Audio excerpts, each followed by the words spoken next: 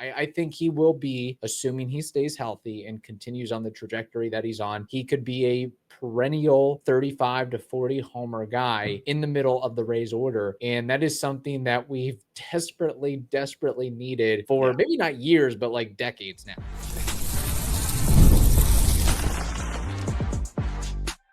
You are Locked On Rays, your daily Tampa Bay Rays podcast, part of the Locked On Podcast Network, your team every day. Welcome into Locked On Rays, your daily podcast covering everything Tampa Bay Rays, from game analysis to player interviews. We've got you covered with all the latest news and insights. My name is Kevin Weiss. I'm Ulises Zambrano. Bringing you expert analysis and passionate discussions about our beloved Rays. We're here to break down every play, every trade, and every milestone. In fact, this is our 7th season covering the Rays daily. So grab your favorite Rays gear and settle in as we discuss some great news with Junior Caminero killing two birds with one stone, becoming an all-star, and not just an all-star, but evidently starting the all-star game. And he will also participate in the home run derby festivities. So golf clap to him.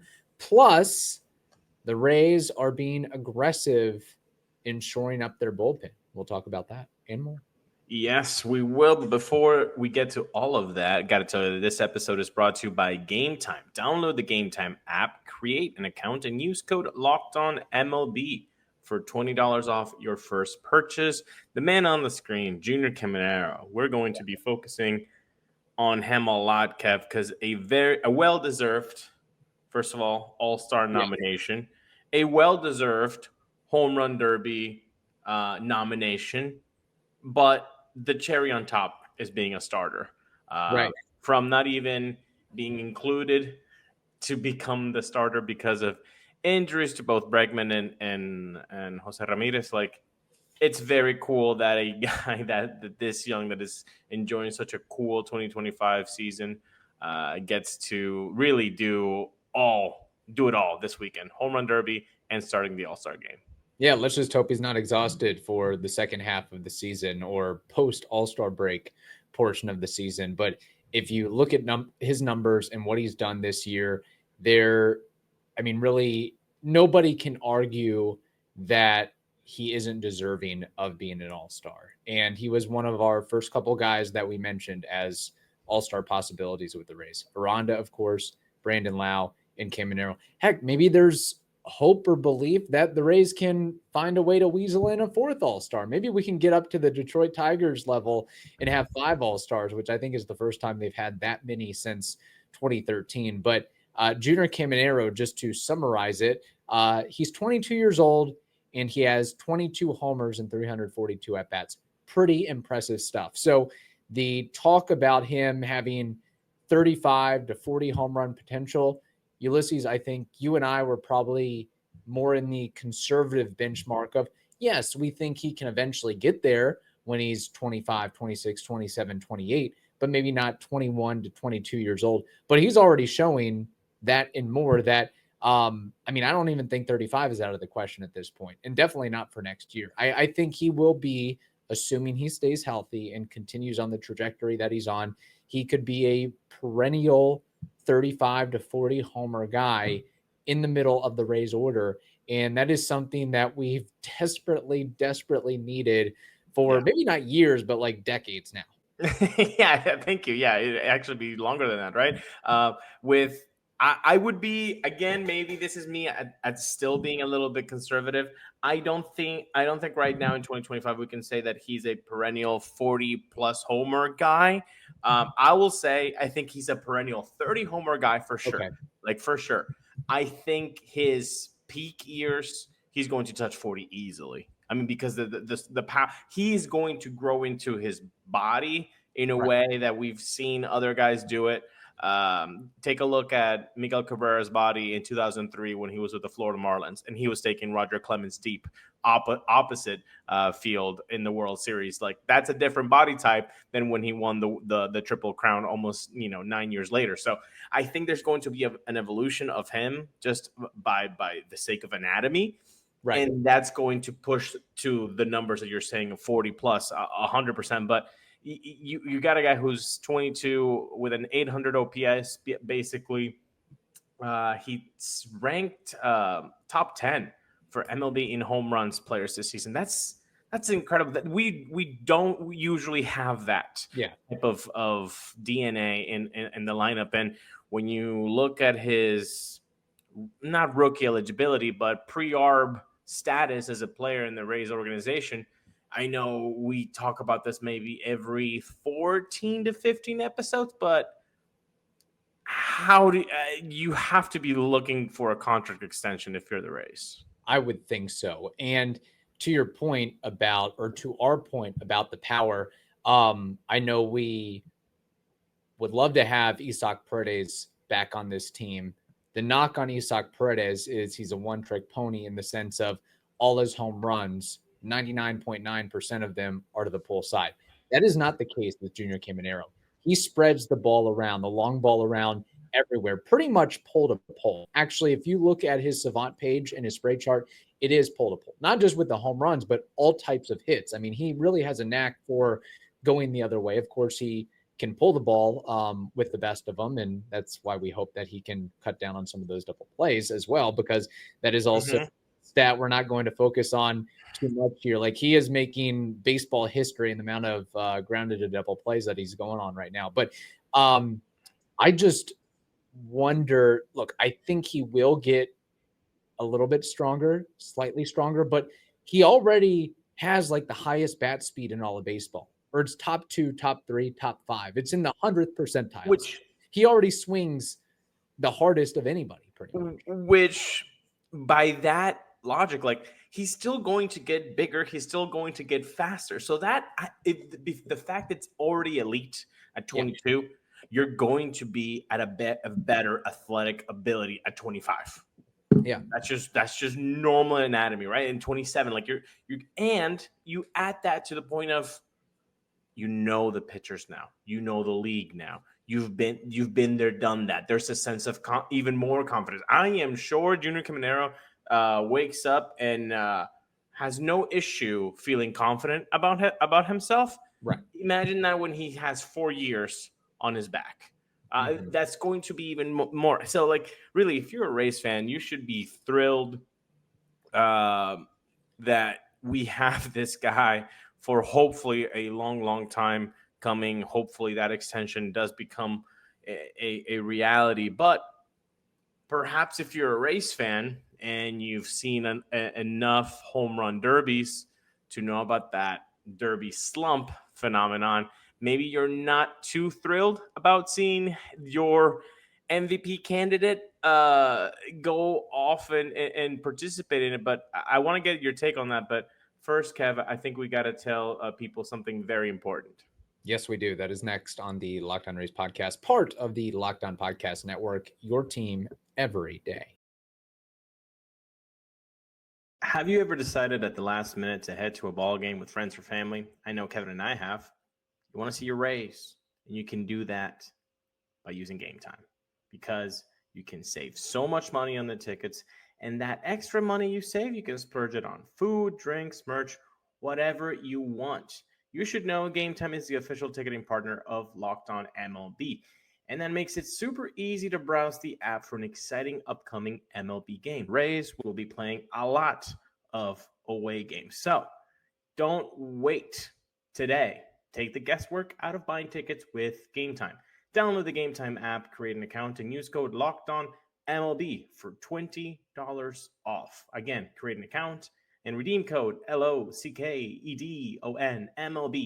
for $20 off. Download the Game Time app today. Last minute tickets, lowest price, guaranteed. All right, Ulises, you alluded to it. You mentioned it.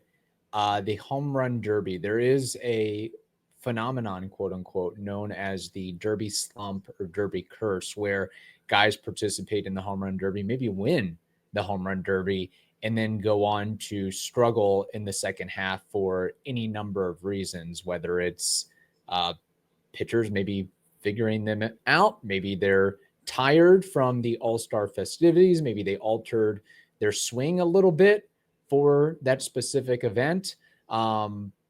just general fatigue. I mean, any number of issues. But first off, how concerned, I guess, on a scale of 1 to 10, do you have that Caminero is participating in the home run derby? And let me just put this out in the ether. Overall, I think it's a good thing because it brings so much brand awareness and recognition to him in the Rays organization in general, which ultimately should help him down the line with endorsements and arbitration and bonuses and incentives and things of that sort. Like, anytime that you can put a Rays player on a platform stage, I think it is important and worth doing. Having said that, there are people out there concerned about him participating in the home run derby for the aforementioned reasons. I think this is going to be a middle of the road answer. Yes and no, because I can see both sides. I can definitely see how. Look, is it more exciting to see the derby if one of your guys is in it? 100%. Like that's an easy question. That's a fastball down the middle, right? Like, yes, I want to see Randy Arozarena out there. Yes, I want to see Evan Longoria. Yes, I want to see Junior Caminero on it. The brand, that's your brand. That's my laundry. Okay, he plays for my laundry, not your laundry. Right. You know, we're rooting for laundry now. Basically, right? So it's cool. That aspect is cool of it. Now, we both have seen, and I know Locked On Rays listeners have also seen a lot of ball. It's there, man. I lifted with Bobby Abreu. I lifted with Randy Arozarena. Didn't really have a big second half. I think at least home run wise, he didn't.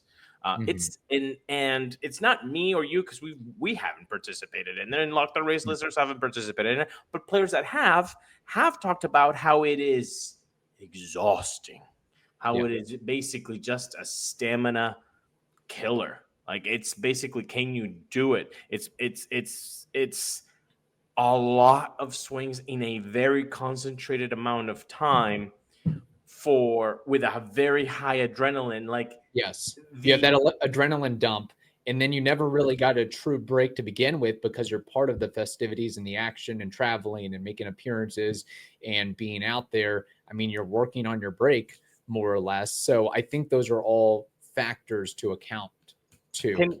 Can we, like, let's make this in a real time scenario for people. So for Junior Caminero, he hasn't been home since July 2nd.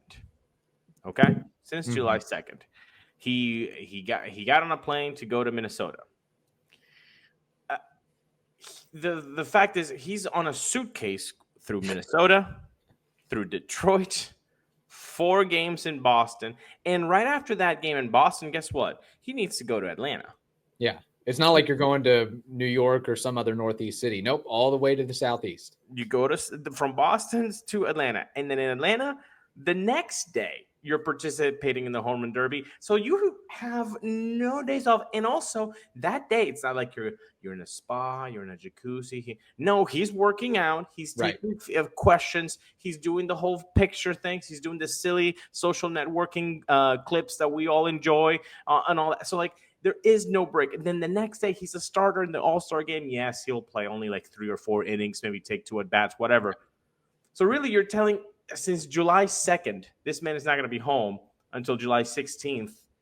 It's very tiring. And so that aspect of it, I am kind of worried about that extra big load on him to carry after a very long road trip. Possible unpopular opinion here, but maybe the Rays, with all that you mentioned in mind, maybe they consider giving him a day off in their first game back as just an extra breather and say, hey, kid, we know you've been through it. First time. Let's give you at least one more day to get you on your feet. Even if it's something like that, and then as a pinch hitter later in the game. Or, maybe more appropriately, just giving him a day off. No ifs, ands, or buts. I like that idea. Giving him the Friday against the Baltimore Orioles off. Hey, maybe if you want, you can say, hey, Friday and Saturday. Like, I know it's an unpopular opinion, but I kind of dig it, Kev. Like, it's a lot. And is he not your MVP? I know that some people will be like, he is your MVP. He's 22 years old. He can be on the field a lot. Like, I get that, but like, I would want to keep my 22-year-old MVP to a degree of, hey, you get a break too. Right. At least Friday, I think that would be a great, sensible thing to do for Kevin Cash and the Rays front office. Yes. We have some more to discuss on this in some listener comments.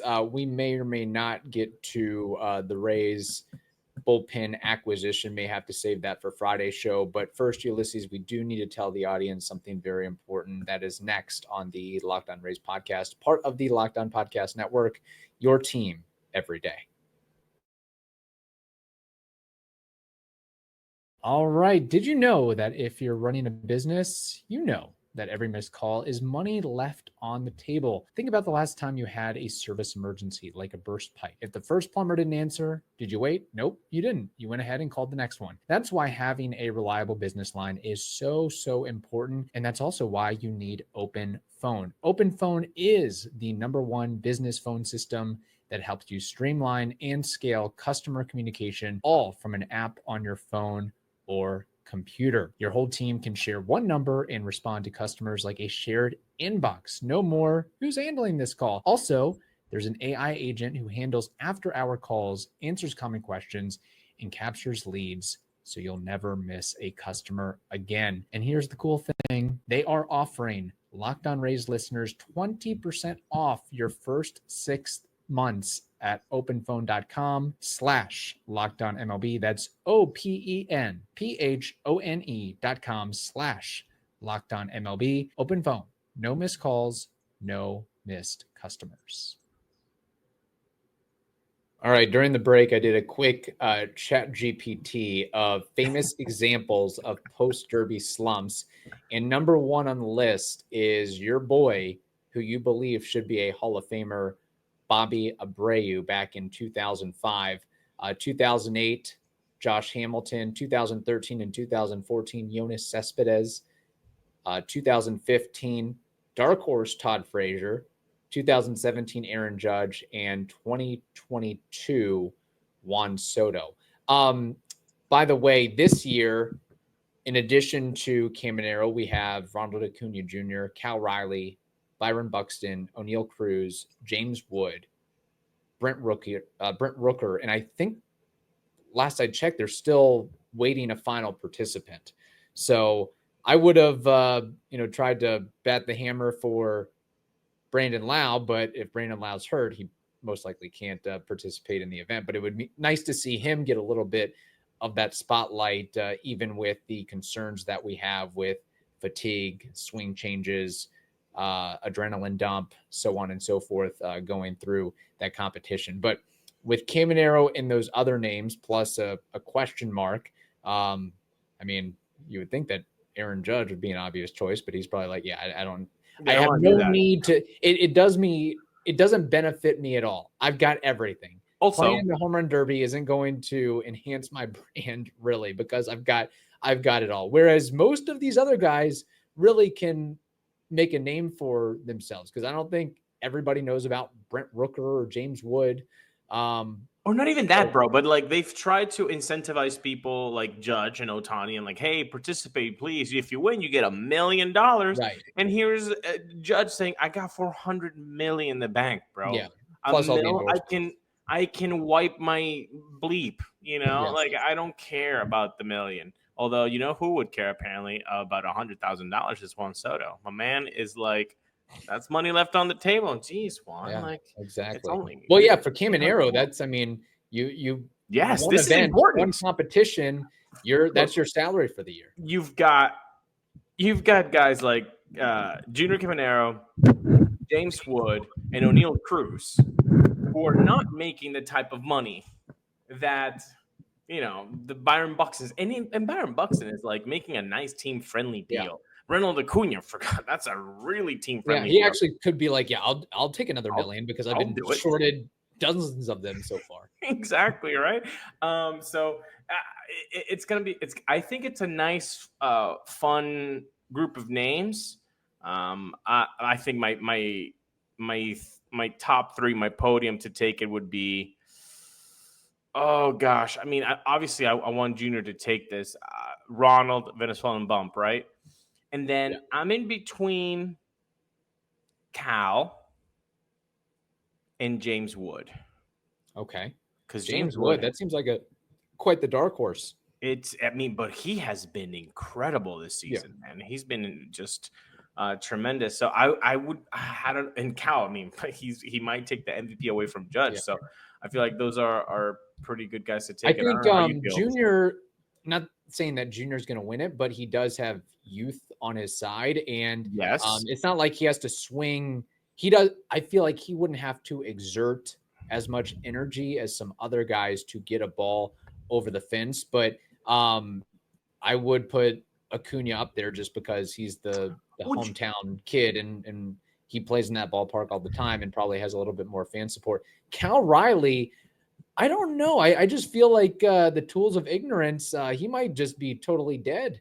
Right. He did have apparently a video when he was like 9 years old, 10 years old, saying he would be the home run derby champ. So, okay. The universe might be playing for him. However, just a little aside theory here. What would you think is the best type of, if there is a strategy to this? Do you think it's better to be a junior Caminero where you can hit a home run pole to pole? Or is it better to be an Isaac Paredes type of guy where you're just boom, pull, and then that's your, because once you see the home run derbies, once that pitcher starts to get in a groove with the hitter, it's gone, baby. I mean, it's like a machine. It's just it's a factory line of home runs. So once you find that spot, I feel like pull hitters might have a easier path to victory if they have somebody who knows where to place that pitch. So basically, Junior better have a good guy throwing to him. That's kind of what makes the difference is who is the guy tossing to him. Because I mean, some people were being facetious online, saying that better be Uceta, and if Uceta is pitching, if Uceta's out there, then he might be, or one of the many Rays pitchers who gives up a ton of dingers, that could work as well. But speaking of that, I think we do have a poll question on the home run derby situation. Is that correct on the screen? We don't have it on the screen, but we can ensure that the people are not that worried about the swing of Junior being affected. They'd rather actually just see him. 79% of people enjoy seeing Rays players participate in the home run derby. 20% of people say, nope, I worry about our swings. We've got some comments. Jake Stokes says, love the derby. Hope Junior can take the W. J-Bo says, I love the home run derby and having a rooting interest, and it makes it that much more fun to watch. And Chris says, I'm more worried at why all of a sudden everyone is grounding out or hitting into double plays. That was not the question, Chris. So, okay. Yeah, there we go. So let's not focus so much on grounding into double plays as much as Junior is a starter in the All-Star game and participating in the home run derby. That's a good news topic, good news episode. Yes, I should say with that one. All right, thank you all for listening and indulging with us. By the way, Kev, we should tell people, like you said earlier, Bryan Baker is a Ray. Yeah, we are going to have a conversation about it on Friday's episode because this one may just got a little bit too Junior, and that's okay. Junior needed his spotlight sometimes. He deserved a full episode by his lonesome. I think that was appropriate. So, thank you for making the Locked On Rays podcast your first listen today. For your second listen, check out the all-new Locked On MLB Game Night. Every game, every night, all season long. Local analysis on a national scale. You can find MLB Game Night on Locked On MLB on the YouTubes or wherever you listen to those podcasts.